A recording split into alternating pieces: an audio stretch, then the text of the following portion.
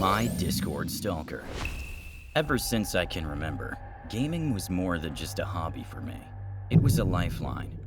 I love that rush of adrenaline, camaraderie of teaming up with others, and the thrill of victory. So a few years ago, I joined a handful of Discord servers so that I could connect to fellow gamers. The one I was most active in was called Gamers Nexus. It was a melting pot of players from every corner of the globe, and I loved being part of that community. It even had a channel where members could post their live stream links. It was only natural that I wanted to share this passion with the world. With dreams of building a tight-knit following for my Twitch channel, I eagerly shared my streams in Gamers Nexus, never once suspecting the chain of events it would set in motion. The growth of my channel was slow but thrilling. I gradually began to see regulars, newcomers, and people just dropping by to say hello during my streams. But among all of them, one username began to stand out most frequently: LilithLurker. It was her uncanny memory that first caught my attention.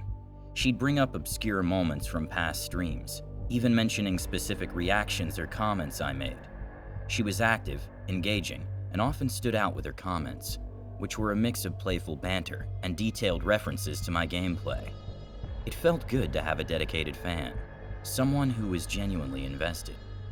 One evening, after an especially fun multiplayer session, I got a DM on Discord.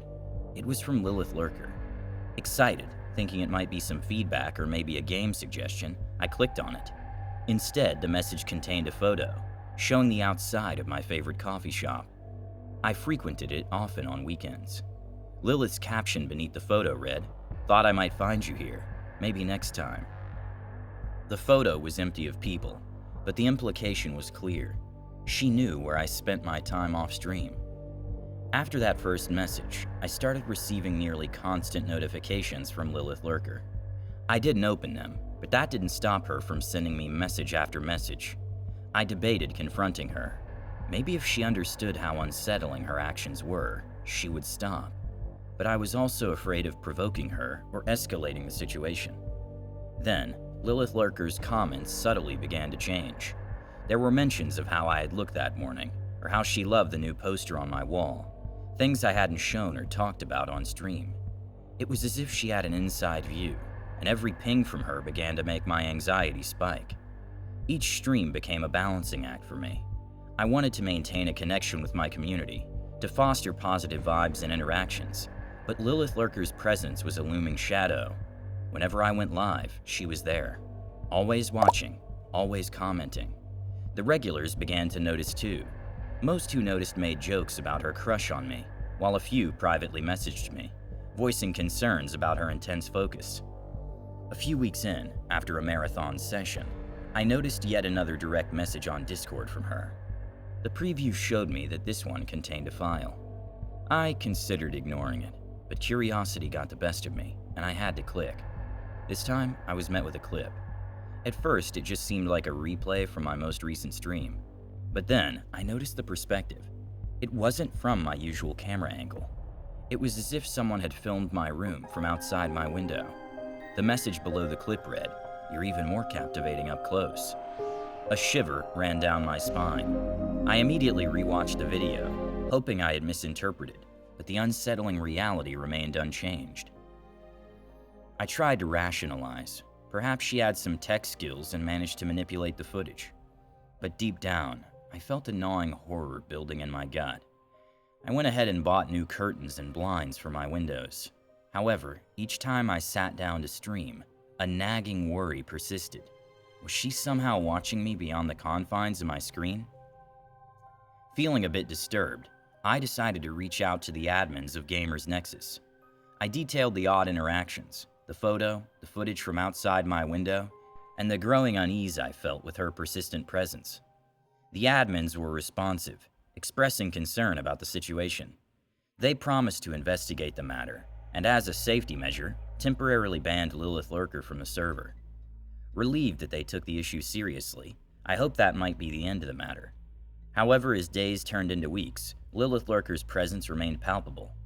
The admins couldn't ban her from Twitch, and because she had subscribed to my channel, she was always notified whenever I went live. I began to stream less and less, but then a strange thing happened. I was returning home from a night out with a woman I had been seeing. As we approached my front door, I was hoping to invite her in for coffee, but we walked up to a strange display on my front steps. There were heart-shaped balloons, a box with a small cake, and a bouquet of lilies. Before I could stop her, my date reached out and read the card stuck into the bouquet. "You're always on my mind. Love, Lily." My stomach sank. I tried to come up with an explanation, but I tripped over my words and my date got upset and left. I tossed all the gifts into a dumpster and tried to message my date to explain again, but she had already blocked me. I spiraled into a bit of a depression at that point. It seemed like LilithLurker was everywhere. I was contemplating stepping back from streaming entirely when one day, a new message pinged on Discord. Recognizing the username as one of the gamer's Nexus admins, I opened it immediately. The message read, "Ethan, you need to see this." Attached was a link to a forum post. With a deep breath, I clicked. The post was a collection of accounts from various streamers, all detailing eerily similar experiences with LilithLurker. Tales of obsession, stalking, and even reports of break-ins. My heart raced as I read, realizing the depth of her manipulation and the links she had gone to in the past. I felt a mix of gratitude towards the admin for sharing this with me and a growing determination. This wasn't just about me anymore. It was about the broader streaming community and ensuring that others were aware and protected from LilithLurker's twisted games. It was time to act, not just for my safety, but for all those in the digital realm who might become her next obsession. The next morning, with the forum post still fresh in my mind and a growing urgency in my chest, I decided to go to the local police station. Carrying printouts of the forum stories, screenshots of LilithLurker's messages, and the disturbing clips she had sent to me, I hoped that the tangible evidence might make them take my concerns seriously. I sat across from the officer, the stark fluorescent lights of the station casting a sterile glow over the room. I detailed the eerie messages, the stalking behaviors, and the odd gifts that Lilith had left on my steps. The officer, a middle-aged man with deep lines on his face, listened with a nonchalant expression, occasionally nodding or jotting down a note. When I finished my account, there was a heavy pause before he finally spoke. "Look, Ethan," he began, "these online interactions, they're tricky. We get cases like this all the time. Most of them turn out to be harmless pranks or misunderstandings." Feeling a flare of frustration, I pointed to the evidence laid out before him. "But she's filming me, officer. She knows where I live. This isn't just some online trolling. She's here in the real world watching me." He sighed, pinching the bridge of his nose. "We'll look into it. But my advice? Take a break from all this streaming and online stuff for a while. Sometimes these things just blow over when you remove yourself from the equation." Feeling dismissed and unheard, I left the station, the weight of the situation growing heavier with each step. As I walked to my car, attempting to process the officer's dismissive words and mull over my next course of action, my phone buzzed. Glancing down, I noticed a new message request from a user named Lilith Watcher. A cold sense of dread washed over me. The similarity in the naming convention was all too familiar. I hesitated for a moment, then reluctantly opened the message. The screen displayed a new photo. It was me, standing outside the police station. The candid shot was from a distance, but clear enough to identify my concerned expression. Below the photo was a chilling message. "The police can't help you, Ethan. Maybe you shouldn't have tried." My heart raced, palms sweaty as the realization hit that she had been close enough to take that photo. Clearly, she had been tracking my movements. I rushed home. Back in my dimly lit room, the weight of everything pressed heavily on me. I considered reaching out to my friends, but there was a nagging feeling holding me back. Growing up, my father was the epitome of stoicism. He believed a man should handle his problems internally, never showing vulnerability. "Men don't cry," he'd often say. Even though I had surrounded myself with progressive and supportive friends in my adult life, those childhood lessons were hard to forget. I was afraid my friends would see me differently if I confided in them about being stalked, especially by a woman. Society has a way of downplaying situations when the roles are reversed, and I worried about being ridiculed or brushed off, just as the police had done. However, with each passing day, and every unsettling interaction with LilithLurker, my resolve began to waver. The strain of dealing with it alone was becoming unbearable. I found myself missing work, losing sleep, and constantly looking over my shoulder. One evening, as I sat staring blankly at my computer screen, I received a message from Mike, a local friend and fellow streamer. "Hey man," he wrote, "you've been MIA for a bit. Everything okay?" The concern in his message was genuine, and in that moment, the walls I had built up over the years started to crack. Maybe it was time to let someone in, to share the burden, and find a way to navigate this. I told him everything, from the beginning to Lilith's most recent behavior. "Holy shit, dude, that's a lot," Mike replied. "You know, Jamal works for Safety Net Solutions, right? You should give him a call and get an alarm system put in."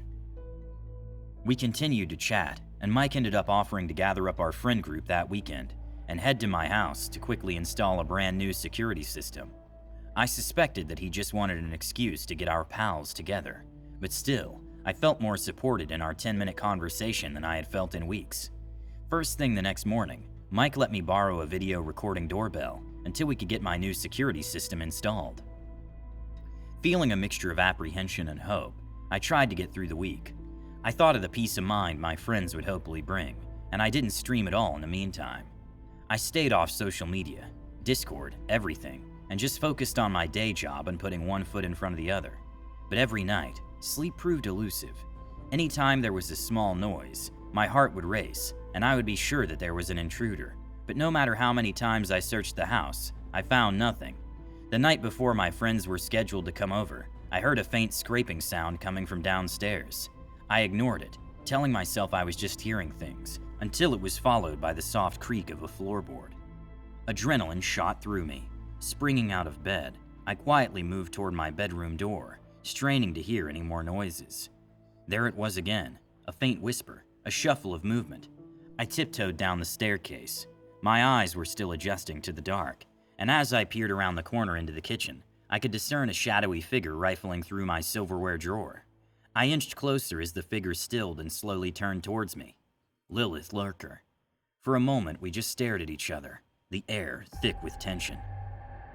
"Ethan," her whisper broke the silence, her voice both soft and chillingly menacing. "You can't ignore me anymore." I cursed under my breath, thinking of the baseball bat I had left in the upstairs closet and my phone on my nightstand. I was face to face with real imminent danger, and morning felt a lifetime away. A cold glint caught my eye as she slowly began to move. The dim light from the streetlights outside the kitchen window revealed what she was holding, a kitchen knife. Lilith, her voice dripping with longing, whispered, "All I ever wanted was for you to notice me, Ethan. Why did you push me away?" I struggled to keep my voice steady, trying to reason with her as I took a step backward. "Lilith, whatever's going on, we can talk about it. Just put the knife down." She tilted her head, studying me, her eyes unblinking. "Talk, after all you've done to avoid me?" "No, Ethan, I think it's past that point." Fear surged through me, but I tried to keep my composure. "Look, Lilith, I don't know what led you here or why you're feeling this way, but I just really need you to put the knife down and leave. I won't tell anyone you were here. We can just pretend this never happened." My mind raced, searching for a way out, a way to diffuse the situation as Lilith burst into tears.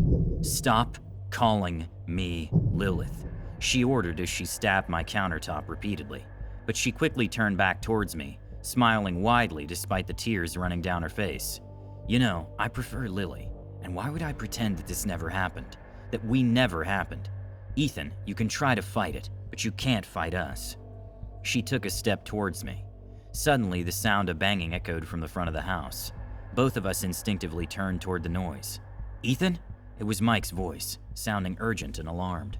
Before I could process what was happening, the front door was kicked open. "In the kitchen!" I yelled and was barely able to dodge as Lilith swiped at me with the knife. Mike rushed through the front of the house to me, his eyes scanning the room before landing on the two of us. Lily's eyes darted from me to Mike, her confidence waning in the face of the unexpected interruption.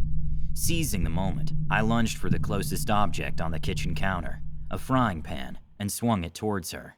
It connected with her arm with a sickening crack, knocking the knife from her grasp and sending it skittering across the floor. Mike was by my side in an instant, positioning himself between Lily and me as she collapsed to the floor, groaning and holding her arm. "I got a strange alert from that doorbell I lent you," he gasped out quickly. "It didn't feel right, so I came over." "This isn't over, Ethan," Lily hissed before scrambling back up and attempting to make a hasty retreat out the back door. "Oh no, you don't." Mike grabbed her by her shirt and sat her down on the floor, holding her as she struggled. "If you make one wrong move, I'm gonna have Ethan knock you out with the frying pan next time." She then went quiet, nursing her arm as I called the police. Mike exhaled deeply, placing a comforting hand on my shoulder. "You okay, man?" I nodded, taking deep breaths. It took half an hour for the police to arrive. We sat in the echoing silence, waiting for the flashing red and blue lights. When they showed up, 2 officers quickly apprehended Lily, who seemed eerily calm now, her earlier explosive anger replaced by a cold fury. She never once broke her gaze from me, even as they handcuffed her and read her rights. That unwavering stare is burned into my brain. A few months later, Lily was sentenced to 2 years in jail. When I heard, I sighed in relief, feeling as if a massive weight had been lifted off my shoulders. I started streaming again, hanging out with friends. I even managed to go to sleep every night at a decent hour. But that respite was short-lived. Barely 6 months later, a mutual contact sent me a chilling update. Lilith had been released early on account of good behavior, so now she's free as a bird and is still out there somewhere. If I had a guess, she's finding someone new to obsess over. This is my warning to other gamers, especially streamers. If you come across the username LilithLurker, or any iteration of it, block her and run.